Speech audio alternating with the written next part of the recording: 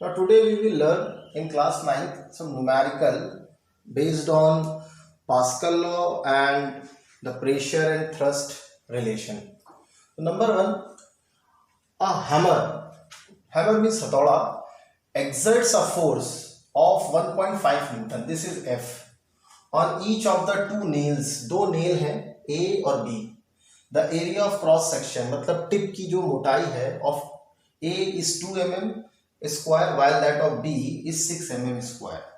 Calculate the pressure on each nail in Pascal. Force दोनों nail पर same है. एक नेल का area of cross section A दिया है 2 मीटर स्क्वायर और दूसरे का 6 metre square. Let's see the solution. देखिए फोर्स एक्सर्टेड, फोर्स कितना है 1.5 न्यूटन का. So area of cross section of tip of nail A का एरिया ऑफ क्रॉस सेक्शन कितना है 2 mm स्क्वायर. इसको अगर हम मीटर में चेंज करेंगे क्योंकि 1 mm 10 की पावर -3 होता है तो mm स्क्वायर का मतलब 10 की पावर -6. तो ये हो जाएगा 2 into 10⁻⁻6 metre square. Area of cross section of tip of nail B that is 6 mm square. Metre में कन्वर्ट करेंगे तो it will be 6 into 10⁻⁻6 metre square. Pressure on nail A, nail A पर pressure. तो pressure बराबर क्या होता है force upon area. Force is 1.5 divided by area that is 2 into 10⁻⁻6. So answer is 7.5 into 10�5 pascal. Pascal is the SI unit of pressure. Now pressure on nail B that is F upon A2 which is equal to 1.5 divided by 6 into 10⁻⁻6 that is equal to 2.5 into 10⁵ Pascal. Let's see another question. At sea level the atmospheric pressure is this. This is P 1.04 into 10⁵ Pascal. Assuming means value of G is given that is 10 meter per second square and density of air to be uniform with equal to 1.3 kg meter cube. ये रो दिया है density rho. Find the height h बताना है. तो बेटा pressure का formula होता है P is equal to h rho G या रो G h. तो हमें h बताना है. Let's see the answer.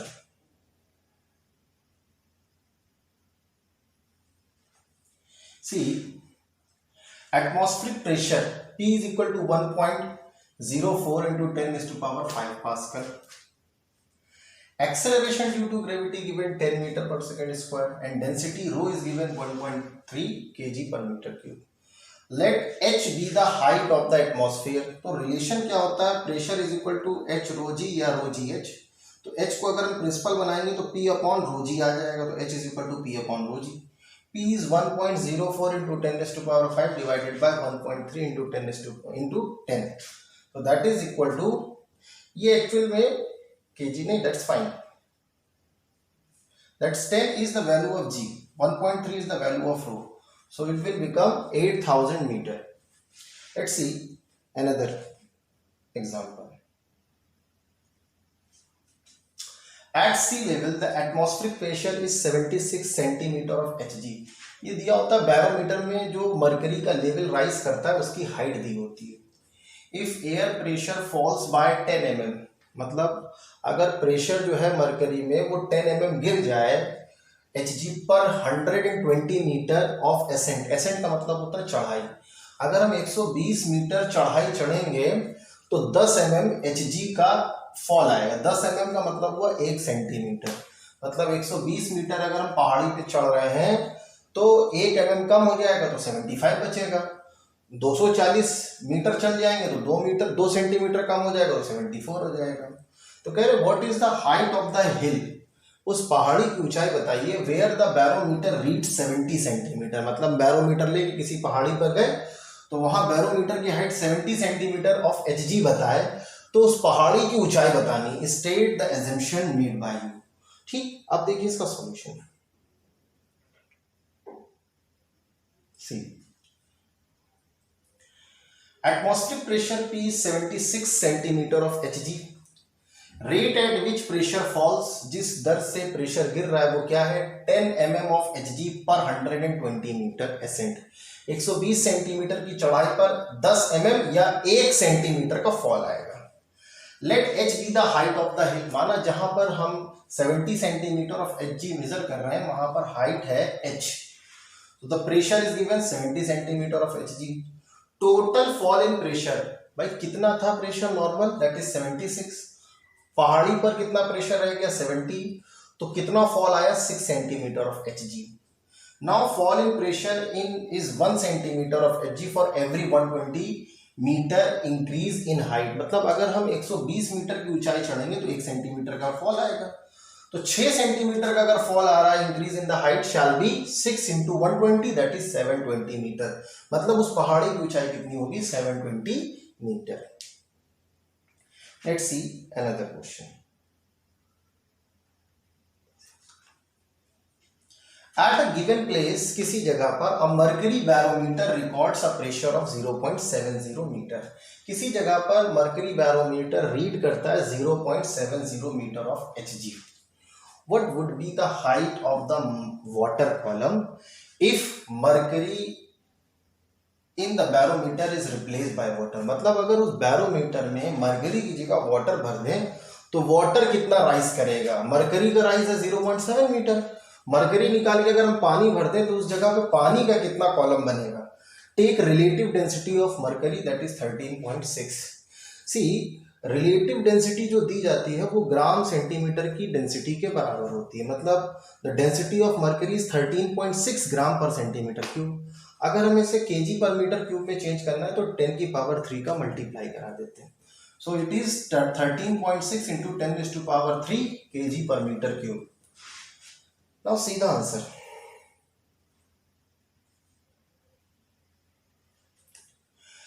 Relative density of H G that is given 13, actually ये 13.6 से करेक्ट कर ले तो ये बन जाएगा 13.6 इंटू 10 टू पावर 3 केजी पर metre cube.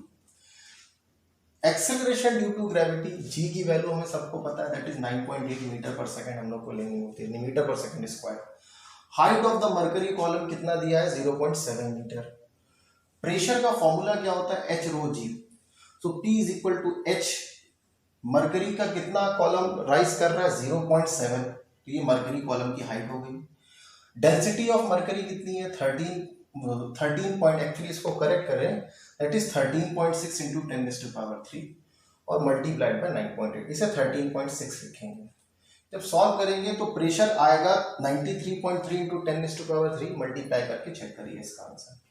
Late h be the height of the water column, अब माना हमने मरकरी को निकाल के उसमें वाटर भर दिया तो वाटर कॉलम का हाइट हमें बताना है क्योंकि प्रेशर तो वही रहेगा। अब हम इस फॉर्मूले में प्रेशर रखेंगे, ये रो वाटर के रखेंगे, डेंसिटी ऑफ वाटर जी ये रखेंगे, एच हमें निकालना है, तो then p is equal to h into density of water into g. P हमें पता है that is 19.3 into 10 to power 3, h हमें नहीं पता, height of the water column हम एच रखेंगे। डेंसिटी ऑफ वाटर केजी पर मीटर क्यूब में क्या होती है दैट इज 10 की पावर 3 केजी पर मीटर क्यूब, मतलब 1000 केजी पर मीटर क्यूब इंटू जी रखा। जब इसको सॉल्व करेंगे ये दोनों चीज इधर ले आएंगे, 10 की पावर 3 से 10 की पावर 3 कैंसिल हो गया, 93.3 को 9.8 से डिवाइड करते हैं तो h इज इक्वल टू आएगा 9.52 मीटर, मतलब मरकरी 0.7 मीटर में जो प्रेशर रीड कर रही है वाटर को रीड करने में 9.52 मीटर राइज करना होगा। Next, a force of 50 kgf is applied to the smaller piston, ये पास्कल लॉ पे बेस्ड है, of a hydraulic machine. Neglecting friction, find the force exerted on the large piston. Force लग रहा है माना F1 है 50 kg, F छोटे piston पे, लार्जर पिस्टन पे हमें फोर्स बताना है। If the diameter of the piston are 5 cm and 25 cm. See smaller piston पर 50 kgf लग रहा है, तो ध्यान से देखिए F1 upon A1 is equal to F2 upon A2 होता है। Let's see the solution. See the ratio of the diameter of smaller piston to the bigger piston, तो 5:25, स्मॉलर पिस्टन का डायमीटर है 5 और बिगर पिस्टन का है 25। Ratio of area of smaller piston to the bigger piston, हमें पता है diameter दिया गया है, जिस रेशियो में डायमीटर होता है उसी रेशियो में उसका एरिया होता है, क्योंकि पाई आर स्क्वायर या पाई डी स्क्वायर अपॉन 4 लगाएंगे तो हमारे पास रेशियो में आंसर क्या आ जाएगा, ratio of smaller piston to the ratio of bigger piston will be इसका स्क्वायर अपॉन इसका स्क्वायर कर दे, तो 5 का स्क्वायर करेंगे 25 और 25 का स्क्वायर करेंगे तो 625। This is the ratio of A1 upon A2। Force applied on the smaller piston that is 50 kgs। माना बड़े वाले पिस्टन पे लग रहा है F2, तो हमारे पास फॉर्मूला क्या होता है F1 upon A1 is equal to F2 upon A2। ये फॉर्मूला लिखना जरूरी है।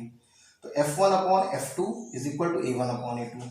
A1 अपॉन A2 की वैल्यू क्या है 25 अपॉन 625। क्रॉस मल्टीप्लाई करेंगे तो F2 बराबर आएगा 50 इंटू 625 डिवाइडेड बाई 25। 25 वन सा 25 टू सा 2 का मल्टीप्लाई कर देंगे that is equal to 1250 kgf।